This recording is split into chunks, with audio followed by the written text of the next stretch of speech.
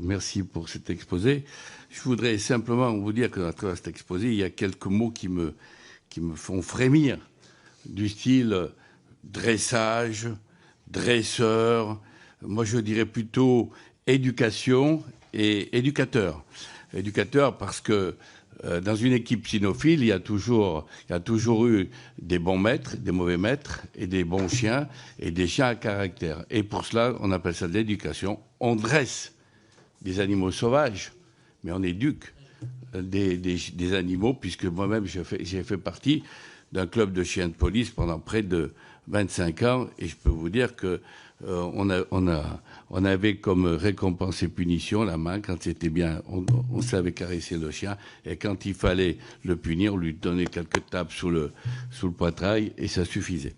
Mais sinon, il n'y avait pas grand-chose à redire. Sinon, le 18 janvier 2015, l'Assemblée nationale a adopté le projet de loi relatif à la modernisation du droit qui reconnaît notamment l'animal comme un être vivant, doué de sensibilité.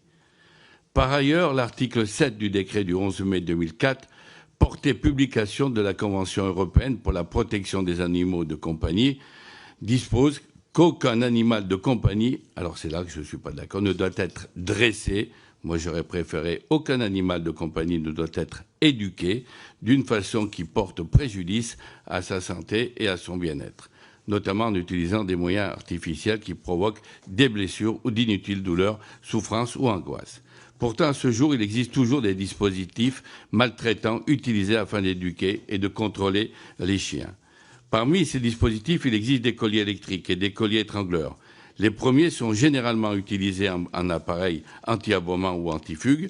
Ils sont composés d'un collier et d'une télécommande pour l'actionner à distance.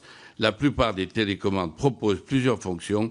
Un bouton pour l'avertisseur sonore, plusieurs sommations, un pour le vibreur, deuxième sommation, puis différentes intensités des décharges électriques pour la punition finale.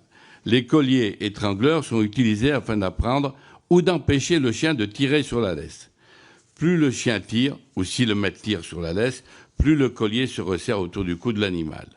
Une variante de ce collier est le collier à pointe, dont les parties métalliques le blessent jusqu'au sang chaque fois qu'il essaie de tirer sur sa laisse. C'est inacceptable. Plusieurs études scientifiques et vétérinaires ont dénoncé l'usage de ces colliers qui engendrent des dommages physiques sur les chiens, brûlures, lésions au cervical, etc., mais également des dommages psychiques avec la peur, le stress ou encore l'agressivité. Ces colliers, déjà interdits dans plusieurs pays, devaient être interdits en France. Il y a d'autres moyens d'éducation qui sont beaucoup plus respectueux de l'animal.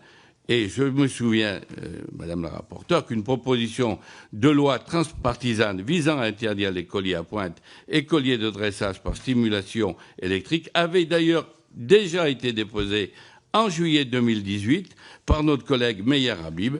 Elle n'a malheureusement pas été débattue. Les députés LR voteront donc pour cette proposition de loi visant à interdire la vente et l'utilisation de tout dispositif électrique étrangleur sans boucle d'arrêt ou à pointe qui cause des souffrances à l'animal. Merci de m'avoir écouté.